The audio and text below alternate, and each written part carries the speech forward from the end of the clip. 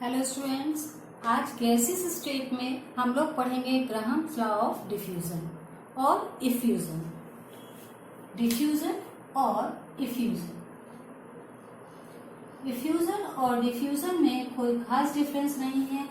जिस क्षेत्र से गैस निकले वो बहुत स्मॉल हो, टाइनी होल हो या पिन होल से निकले तो उसको बोलेंगे इफ्यूजन, और उससे कंपैरेटिवली बड़े होल से अगर गैस निकले तो उसको बोलेंगे डिफ्यूजन। डिफ्यूजन मतलब पिन होल से गैस का बाहर निकलना। तो बच्चों देखते हैं ग्राहम्स लॉ ऑफ डिफ्यूजन क्या है। मेनली हम लोग इसके कुछ न्यूमेरिकल्स भी लगाएंगे आज बच्चों। तो देखिए, according to this law at a constant temperature and pressure,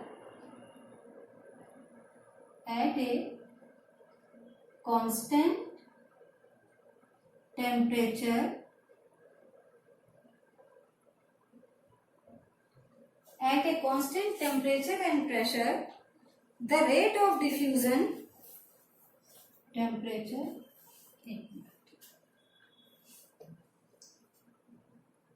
according to this law at a constant temperature, काफी छोटा था तो मुझे लगा शायद आपको साफ ना दिखे। Temperature and pressure, the rate of diffusion और effusion of various gases are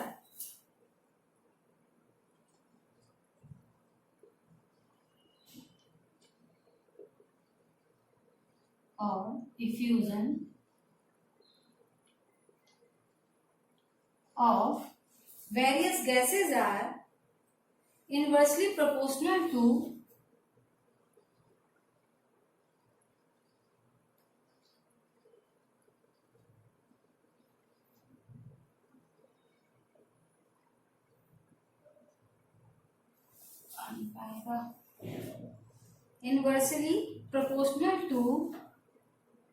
छोटा सा लिख देती हूँ, इनवर्सली प्रोपोर्शनल टू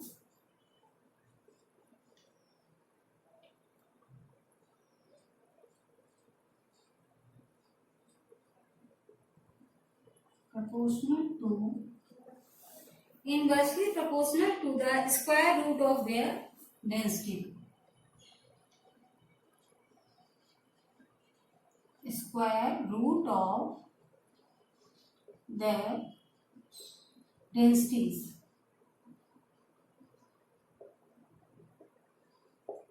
राइट। अब इसको अगर हम देखें तो ये क्या बोल रहा है, R1 upon R2 is equal to under root D2 upon D1। यही तो कह रहा है ये, या is equal to under root M2 upon M1। Right. M1 M2 क्या है, मॉलिक्यूलर वेट है। या हम काइनेटिक गैस इक्वेशन से देखें, पीवी बराबर फ्रॉम काइनेटिक गैस इक्वेशन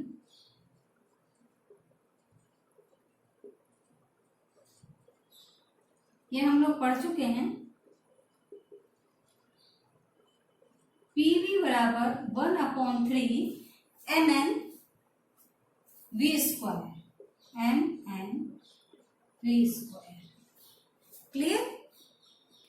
तो अगर हम v को इधर साइड ले आए, इस v को इधर साइड ले आए तो क्या लिखेंगे, अगर हम स्क्वायर का ही अभी रखें तो ये हो जाएगा 3pv अपॉन mn।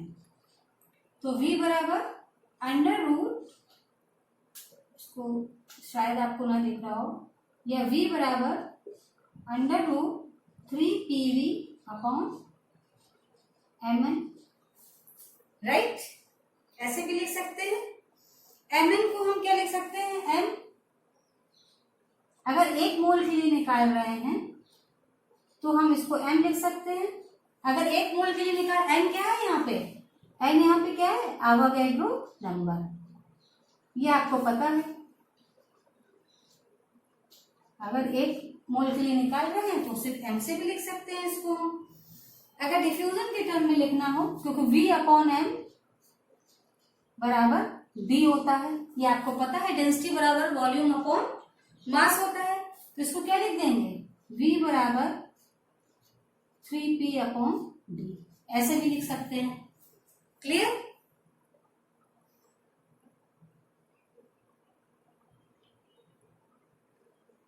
क्लियर हो गया?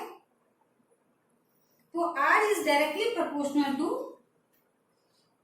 R क्या है आपका, डायरेक्टली प्रोपोर्शनल टू V है। और V बराबर आप ले सकते हैं 3P अपॉन D लिखा हुआ है आपने, इसको आप लिख सकते हैं V इज, मतलब इसका मतलब क्या है, V is inversely proportional to 1 upon D। अगर इसको कांस्टेंट मान लें तो D के इनवर्सली प्रोपोर्शनल है। यहाँ पे भी क्या आ रहा था, R is inversely proportional to D, तो मतलब R is directly proportional to V। R इसके बराबर हो गया, क्योंकि यहाँ पे मैं देखा था R is inversely proportional to D, यहाँ V भी इसके इनवर्सली प्रोपोर्शनल है, तो V और R एक दूसरे के डायरेक्टली प्रोपोर्शनल हो जाएंगे अगर हम इस टर्म में निकाल के देखें तो। क्लियर है बच्चों? तो ये है आपका ग्राहम्स लॉ ऑफ डिफ्यूजन और रिफ्यूजन। अब इस पर आधारित हम लोग कुछ न्यूमेरिकल्स कर लेते हैं, तो जिससे ये हम लोगों को और अच्छे से क्लियर हो जाएगा। तो इस लॉ को नोट कर लीजिए। चलिए अब हम लोग इसकी कुछ न्यूमेरिकल्स में लेकर आए हूँ, कुछ न्यूमेरिकल्स कर लेते हैं, तो ये हम लोगों को और अच्छे से क्लियर हो जाएगा। बिगाड़ दो।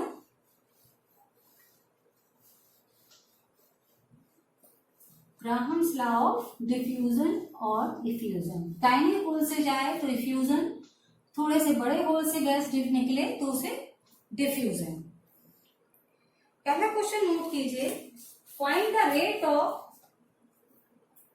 Diffusion of helium and methane. Find the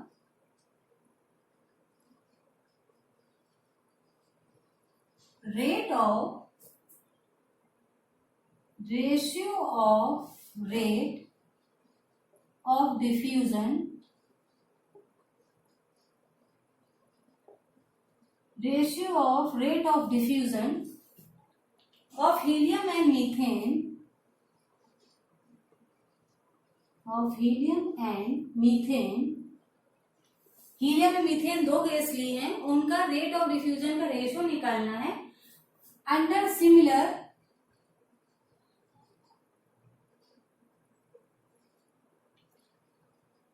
मतलब प्रेशर, वॉल्यूम और टेम्परेचर में कोई भी चेंज नहीं, सबके लिए बराबर है। ठीक, तो हम लिखेंगे rate of diffusion of helium upon rate of diffusion of methane is equal to under root, हम मॉलिक्यूलर वेट का रख सकते हैं, मॉलिक्यूलर वेट ऑफ मीथेन, क्योंकि इनवर्सली प्रोपोर्शनल है, हमने फॉर्मूले में देखा है, and molecular weight of helium.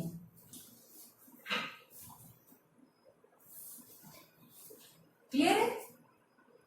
तो अब अगर हम निकालें तो मॉलिक्यूलर वेट ऑफ मीथेन कितना होता है 16, और हीलियम का कितना होता है 4। इनका अंडर रूट निकाल लेंगे तो क्या आएगा 4/2, मतलब रेशियो क्या आ जाएगा 2:2। क्लियर? ये हो गया आपका पहला क्वेश्चन। इसी प्रकार के प्रश्न इसमें आते हैं। एक और क्वेश्चन कर लेते हैं।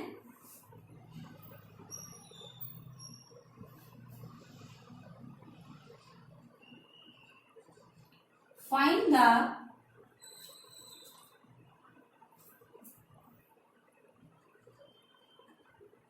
ratio of rate of diffusion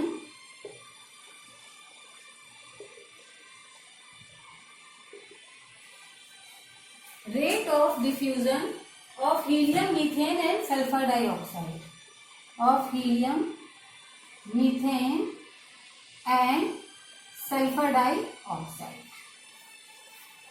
helium, methane and sulphur dioxide का आपको निकालना है।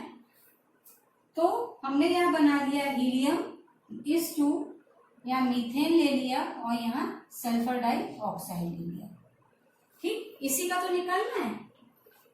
तो हमें मालूम है R is equal to K/M, क्योंकि हमारे पास दो गैस नहीं है तो हम 1 अपॉन यहाँ पे क्या मान लेंगे K/√, helium, K upon under root, जब 3 गैस दी हो तब क्या करना है, CH4 और यहाँ K upon under root NSO।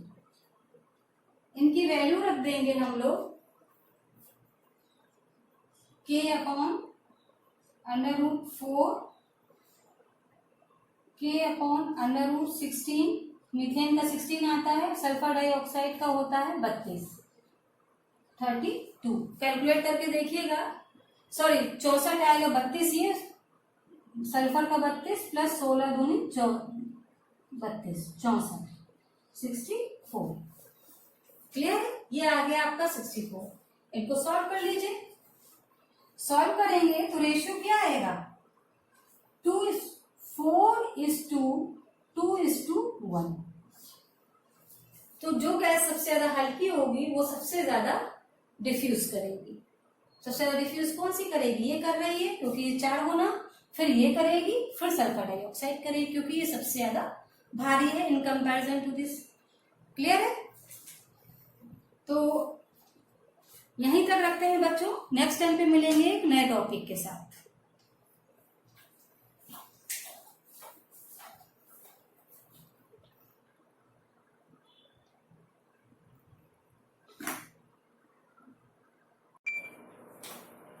बच्चों रेट ऑफ डिफ्यूजन में नेक्स्ट क्वेश्चन हम लोग करते हैं numerical.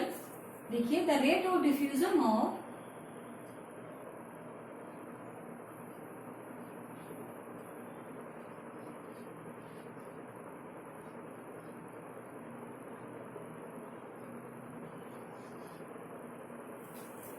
an unknown gas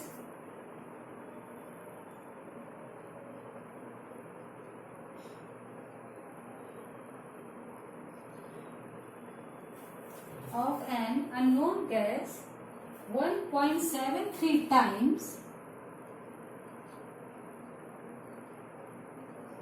1.73 times smaller than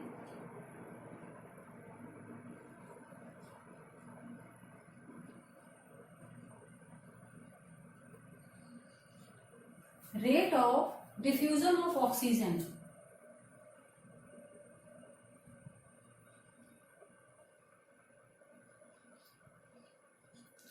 Rate of diffusion of oxygen. Find the molar mass of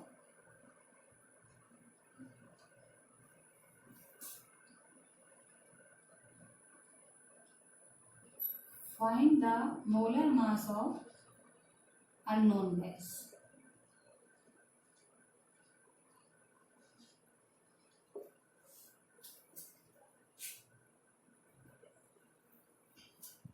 So rate of diffusion of unknown gas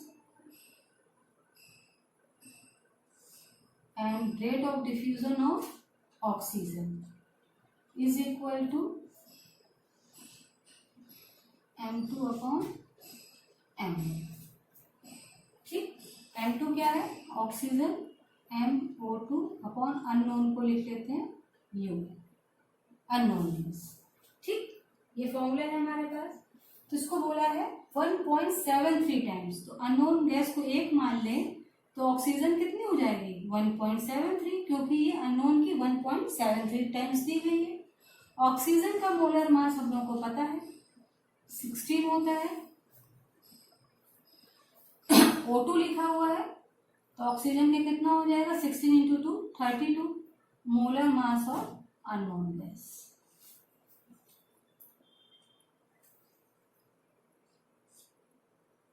इसको solve कर लीजिए। इसको ये 1.73 आप जो देख रहे हैं ये किसकी वैल्यू है, अंडर रूट 3 बराबर होता है 1.73। अंडर रूट 3 की वैल्यू है ना, तो इसको हम ऐसे लिख सकते हैं अंडर रूट 3। ठीक,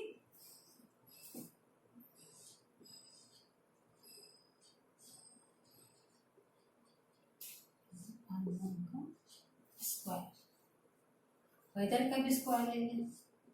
अब इसको सॉल्व कर लें। अब जब इसको सॉल्व करेंगे तो सॉल्व करने पे जो भी वैल्यू आएगी वही आपका आंसर होगा। solute and get the answer.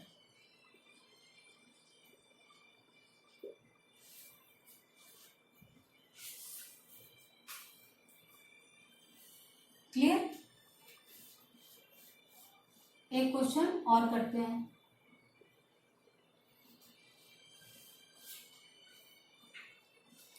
एक क्वेश्चन और कर लेते हैं हम लोग.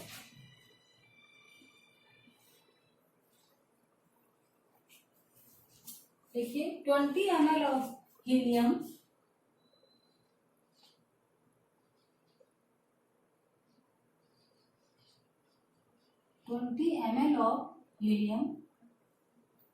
diffused in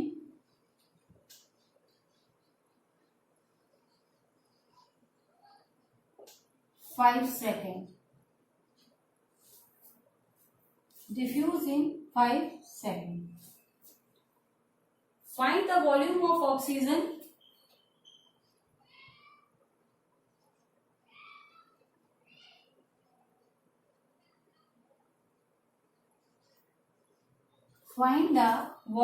oxygen diffused in 10 seconds.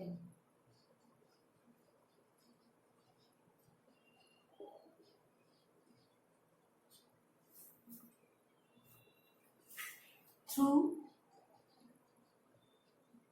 same hole. Same hole से निकली तो हमें वॉल्यूम निकालना है. तो हमें मालूम है R1 upon R2 is equal to V1 upon T1 V2 upon T2 is equal to under root M2 upon M1. ठीक. तो पहली गैस आपको दी गई है 20 ml और डिफ्यूज हुई है 5 सेकेंड में. V2 आपको निकालना है और ये दिया हुआ है 10 सेकेंड. मोलर मास आपको M2 ऑक्सीजन का पता है 32 होता है, हीलियम का 4 होता है. अब इसको अगर हम सॉल्व कर ले तो हमें आंसर मिल जाएगा. अगर हम इसको सॉल्व कर ले तो हमको आंसर मिल जाएगा. सॉल्व करने पर करीब 40 अपॉन अंडर रूट 8 आएगा, फिर 40 अपॉन 2 अंडर रूट 2 आएगा. अब इसको सॉल्व कर लेंगे तो आंसर आपको मिल जाएगा. You will get the answer.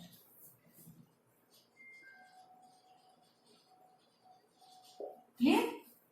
इस प्रकार के प्रश्न जो है आपके उसमें आएंगे. चाहे तो एक क्वेश्चन और कर सकते हैं आप.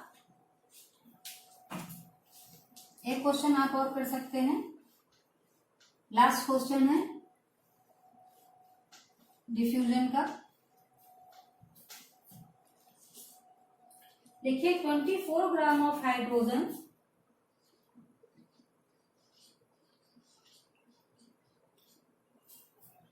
Diffused in 5 second.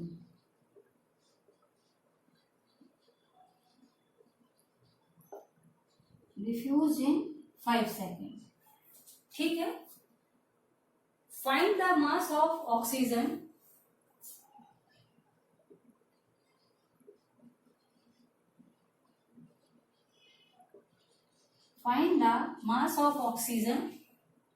diffused in 10 seconds. Diffused in 10 seconds.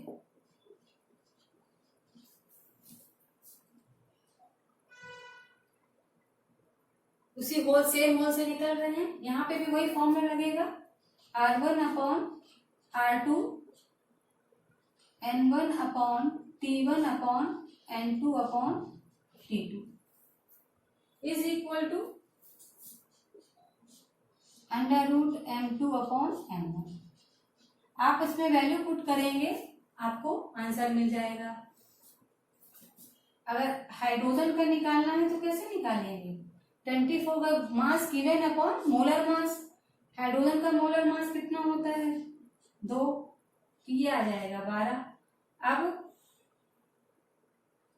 Oxygen का निकालना हो तो कितना आएगा? x x/32, क्योंकि हमें मास गिवन नहीं दिया हुआ है तो हम इसको x/32 रखेंगे। यहाँ पर वैल्यू पुटअप कर देंगे, तो वैल्यू रख दीजिए 12/5/x/32 इज इक्वल टू 32/2। ठीक, इसको सॉल्व कर लीजिए, 16 आ जाएगा, ये 4 हो जाएगा। इनको सॉल्व कर लीजिए और आपको आंसर मिल जाएगा। तो किस प्रकार से फॉर्मूले का यूज करना है, उनको कैसे रखना है, ये आपने इसमें देख लिया है। तो बच्चों ये है आपका ग्राहम्स लॉ ऑफ डिफ्यूजन, जिसमें डिफरेंट टाइप के न्यूमेरिकल्स मैंने आपको सॉल्व करा दिए हैं। तो बच्चों आज के लिए इतना ही रखते हैं, नेक्स्ट टाइम पे फिर मिलते हैं आपसे।